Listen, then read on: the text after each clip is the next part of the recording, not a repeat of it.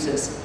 You may recall the Werribee girl who was pack raped, urinated on and had her hair burnt by a group of boys, her clothes thrown in the river, and the entire scene filmed and proudly exhibited on the internet. And even after the court case, the boys were bragging about it on the internet.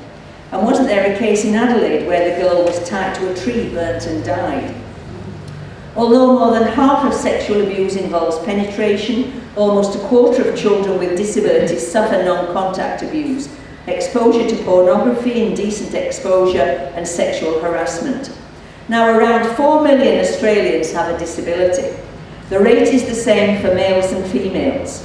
1 in 17 people has a severe disability. They need help for basic self-care, mobility or communications. They are touched by far more people than non-disabled.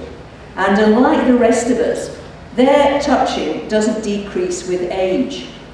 The larger the number of carers, the greater the need to be touched, the greater the risk of abuse. So it's important that we help people with disabilities to discriminate between unacceptable and acceptable touch, difficult when they need help for the most intimate personal hygiene. Society has been much slower to recognise the problem of children with disabilities. In 1995, when I wrote that book, Developing Personal Safety Skills, the Education Department had had a protective behaviours programme for 10 years. Teachers were trained to use it, they had conferences. But Regency Park, Minder and other special education staff didn't receive the correspondence or the invitations. Interestingly, when eventually Regency Park invited me to run a whole day programme there for staff and parents, school bus and taxi drivers, the drivers protested, claiming that if we taught kids their rights, they might be reported.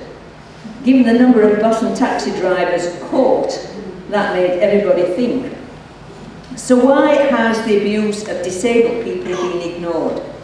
First, there is a lingering belief that victims are chosen for sexual attractiveness in society, and those with disabilities are not perceived as sexually attractive by popular media standards.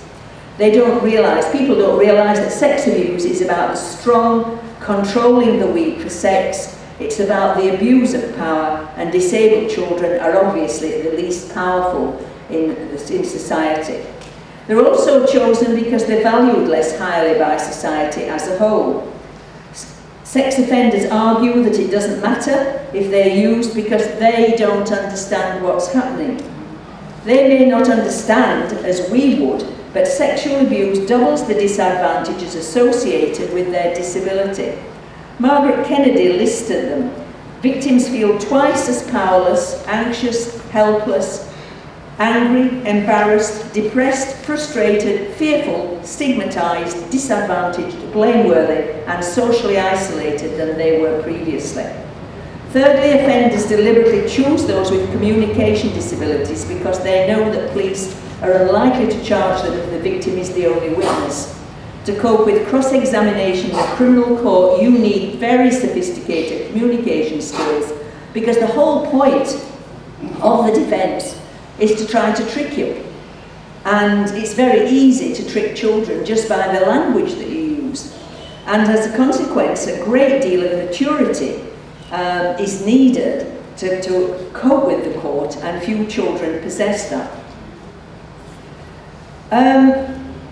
Just there I will mention the political aspects because we have known for a very long time that our legal system is not catering for children. The family court is the same. As you will have read in the newspapers in the last year, family court judges have handed children over to parents who are already been convicted of sex offences against children. Because the priority in the family court is shared parenting, and even though they're supposed to put children's interests first, you get the impression that children are being treated like items of property to be divided. And how would you expect judges to know what's in children's best interests when their qualifications are in law? Look at the criminal court system. We've known for years that it's not dealing with child sex abuse cases. Our Premier told Parliament a few years ago that only 1.8% of reported child sex offenders were convicted and punished. 1.8%. And it's ridiculous. And that was going on for years. Now NACCAN, that's the National Association for the Prevention of Child Abuse and Neglect, had a conference here in 1994 or 5, and they looked at alternative systems, and in 1995 sent a report to the Attorneys General saying that we need a different kind of system when children have been abused. We need a system where, first of all, the people in the court are experts. We need a system where children are heard, where all the information is investigated, because right now judges can choose which information they have, and some have been known to reject DNA evidence. Now, that report was sent to Attorneys General, who are the politicians responsible for our laws, and they didn't even respond. I was invited to a parliamentary lunch a few years ago, you know, where they sit and eat whilst I talk and feel hungry.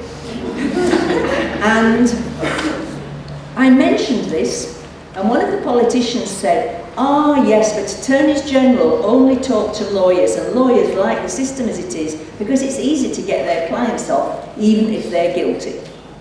It's a success for them. So a few weeks later, the Attorney General's office asked me if I would address his forum. Oh yes, I would. And at that there was the Commission for Police, Corrections, the whole lot were involved in this. And they hadn't thought it through, they said, you know, looking at all the angles.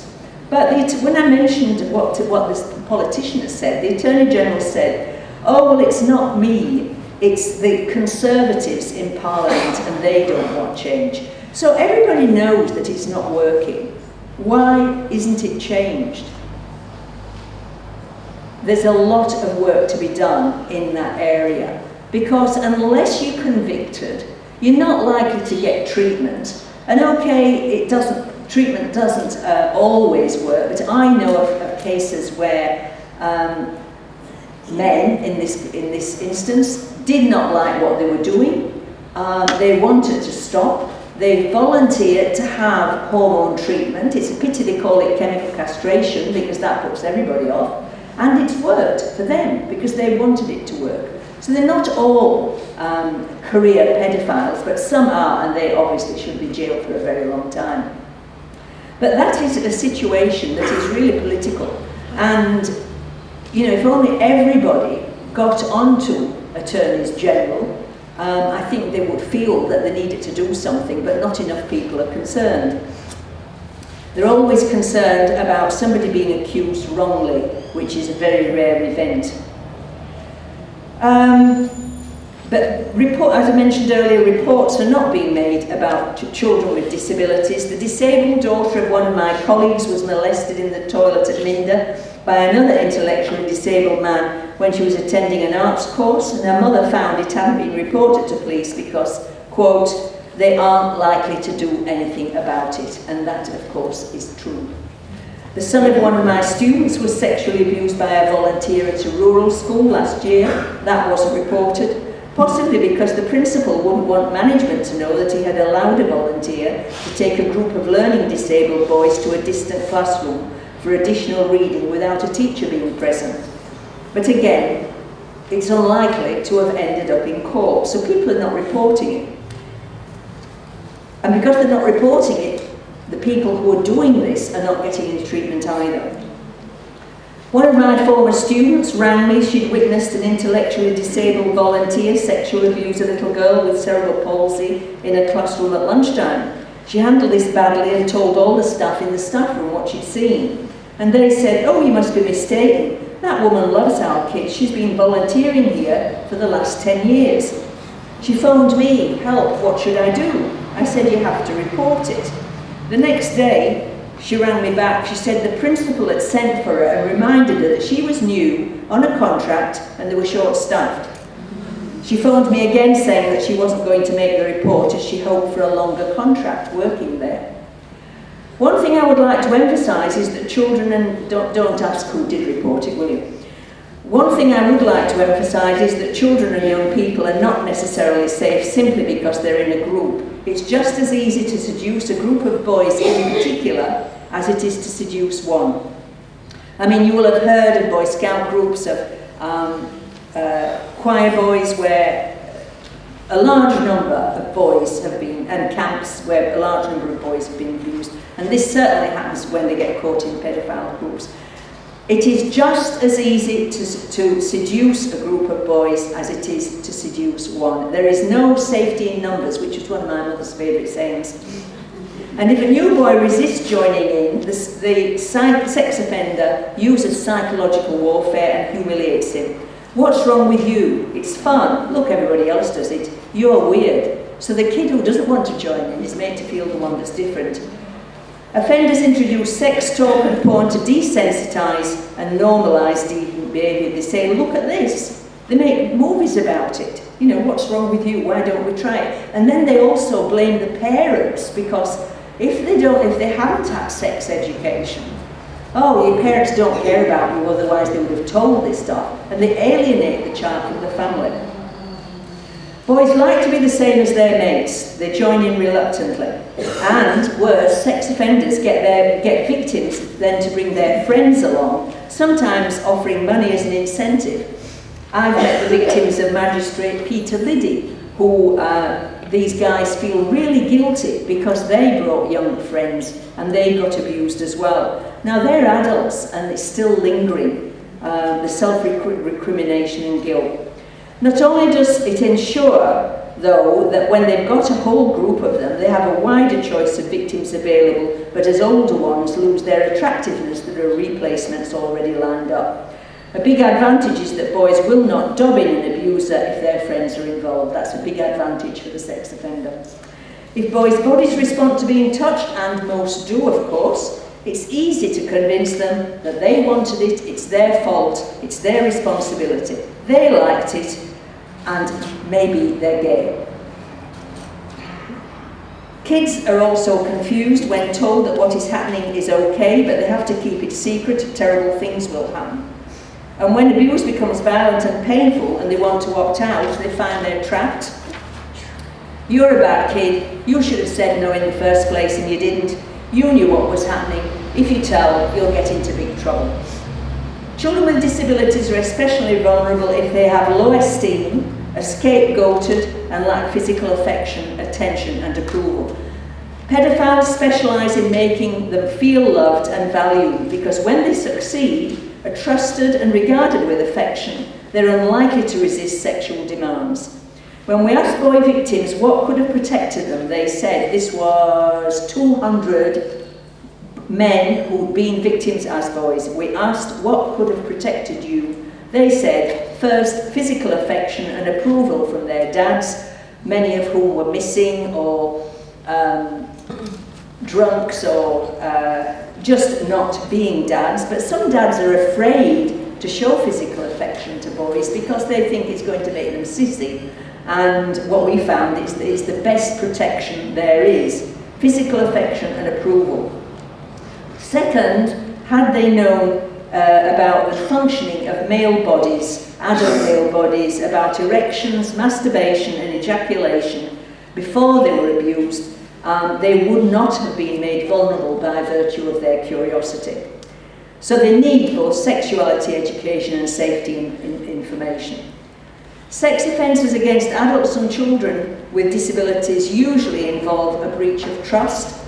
Professional sexual misconduct is especially serious because those with disabilities typically have substantial contact with caregivers,